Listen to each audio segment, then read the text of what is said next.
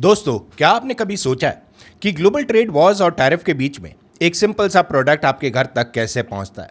Imagine कीजिए, आप America में बैठे हैं और ऑनलाइन एक सोलर पैनल या स्मार्ट वॉच जो है वो ऑर्डर करते हैं। बॉक्स पर बड़े बड़े अक्षरों में लिखा है मेड इन वियतनाम। आपको लगता है कि चलो, आपने मेड इन चाइना का टैग और यूएस की हेवी ड्यूटीज दोनों को बाईपास कर दिया है। पर क्या आप जानते हैं कि इस एक सिंपल बॉक्स के पीछे एक ऐसा ग्लोबल गेम चल रहा है जिसने सुपर पावर देशों के बीच पर्दे के पीछे एक नया बिजनेस जो है वो शुरू कर दिया।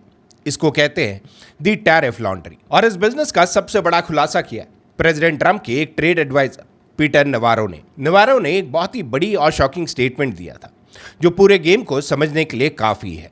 उनका एग्जैक्ट कोट यहां पे हम आपको बताना जरूर चाहेंगे। For every $15 of goods that Vietnam sells to United States, about $5 of that is just Chinese product that comes into Vietnam. They just slap a made in Vietnam label on it and they send it here to evade the tariffs. यानी Vietnam जो भी माल US को बेच रहा है उसका लगभग 1/3 मतलब 33% असल में प्योर चाइनीज प्रोडक्ट है। लेकिन सवाल यह है कि यह काम कैसे करता है और कैसे यहाँ पे साउथ ईस्ट एशिया पूरी दुनिया का सबसे बड़ा वॉशिंग मशीन फॉर गुड्स बन चुका है।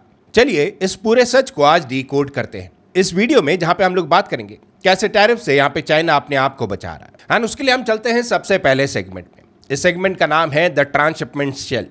एंड ये गेम जो है वो बहुत टाइम से चल रहा है पूरी दुनिया में। एंड यहीं पे आने में सबसे पहली चीज हमें समझनी होगी एक टेक्निकल टर्म जिसका नाम है ट्रांसशिपमेंट। ट्रांसशिपमेंट होती क्या है? आसान भाषा में अगर आपको बताएं, जब एक कंट्री जैसे चाइना अपना माल डायरेक्टली किसी दूसरी कंट्री जैसे यहाँ पे यूएस को नहीं भेज पाती तो वो एक मिडिलमैन कंट्री का यूज करती है। अब इस पूरे साइकिल को एक फ्लो चार्ट की मदद से हम लोग समझते हैं।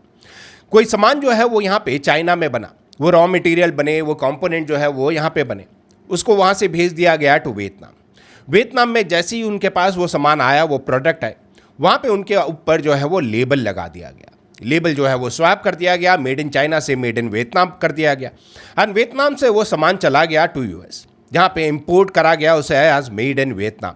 एंड टैरिफ जो है वो यहाँ पे लगा नहीं, जो यूएस ने चाइना के ऊपर लगाया था।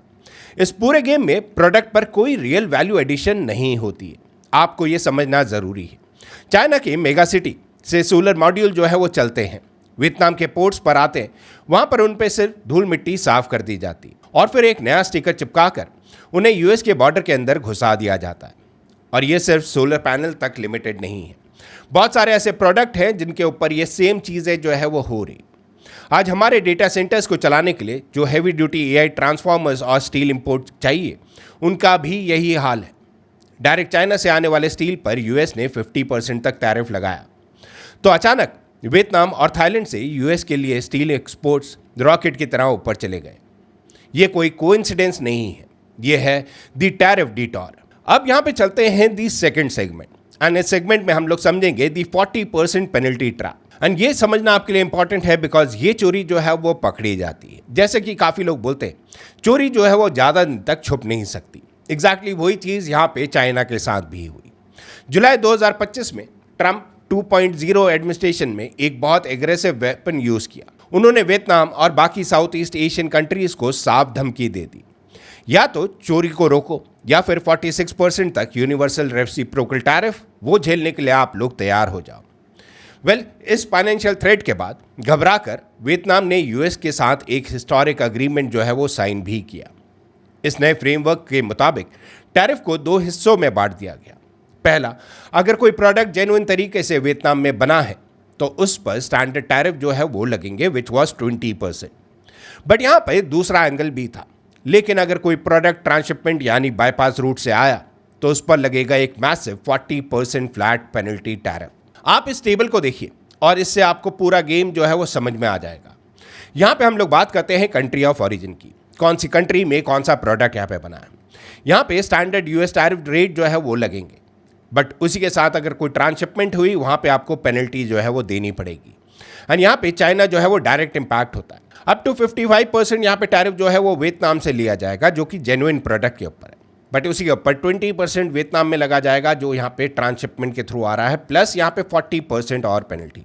ये 40% एडिशनल जो पेनल्टी टैक्स है ये चाइनीज कंपनी की कमर तोड़ने के लिए लाया गया है जो लोकल मैन्युफैक्चरिंग का ढोंग कर रही थी। यहाँ पे हम लोग बात करना चाहेंगे about US harmonised tariff schedule. HTS US भी इसको कहते हैं। यहाँ पे ये बताता है कि if US custom determines a product shows signs of being transshipped to evade duties, it will face the additional 40% tariff. While there is a grace period, goods clearing custom before 5th of October 2025 will not be subject to new rates. The lack of clear criteria for enforcement is paralyzing.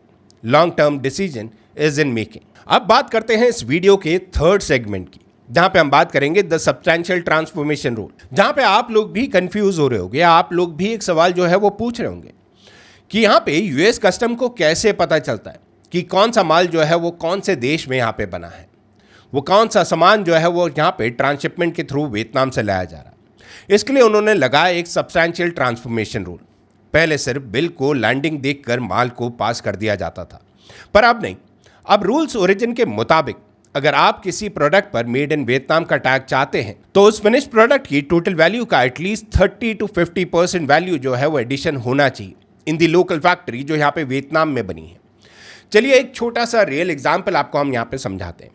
अगर एक solar module बनता है तो silicon, इग्नॉट्स और wafer China से आते हैं। Vietnam में आने के बाद अगर फैक्ट्री में खाली यहाँ पे स्क्रू टाइटनिंग होती है या यहाँ पे फ्रेमिंग होती है तो उसे लेजिटिमेट प्रोसेसिंग नहीं माना जाएगा। यहाँ पे यूएस डिपार्टमेंट ऑफ कॉमर्स ने जब ऐसी फिजिकल इन्वेस्टिगेशन की तो उन्होंने पाया कि लगभग सारी लोकल कंपनीज सिर्फ पैकेजिंग बदल रही थी। इसका नतीजा उन पर इंस्टेंट 100% तक के एंटी डंपिंग ड्यूटीज थोप दिए गए, जहां पे अब वो पेनल्टीज जो है वो अब वियतनाम यहाँ पे करेगा। बट यहाँ पे आते हैं टू दी फोर्थ सेगमेंट कि 2026 का यहाँ पे रियलिटी चेक किया एंड उसी के साथ यहाँ पे कैच 22 क्या है, वो कैच 22 एंड अभी यहाँ पे क्या चीज़ें चल रही है ये जानना भी हमारे लिए इंपॉर्टेंट है, बिकॉज जो करंट चीज़ें हैं वो यहाँ पे चेंज नहीं हुई है।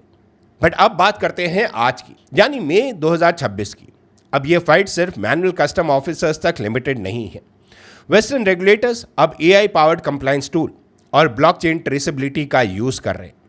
हर एक रॉ मटेरियल, चाहे वो लिथियम हो या कॉपर, उसकी माइनिंग से लेकर असेंबली तक की सप्लाई चेन को ब्लॉक बाय ब्लॉक यहाँ पे ट्रेस किया जा रहा है। लेकिन इस पूरे सिनेरियो में साउथ ईस्ट एशियन कंट्रीज एक बहुत बड़े कैच 22 यानी एक दलदल में फंस रही हैं। यहाँ पे some of the south east countries like यहाँ पे वियतनाम की अगर हम लोग बात करें, थाईलैंड की बात करें या मलेशिया की बात करें, वो अपना एक्सपोर्ट जो है वो यूएस को यहाँ पे बढ़ाना तो चाहती है क्योंकि उनका सबसे बड़ा कस्टमर यहाँ पे यूएस है।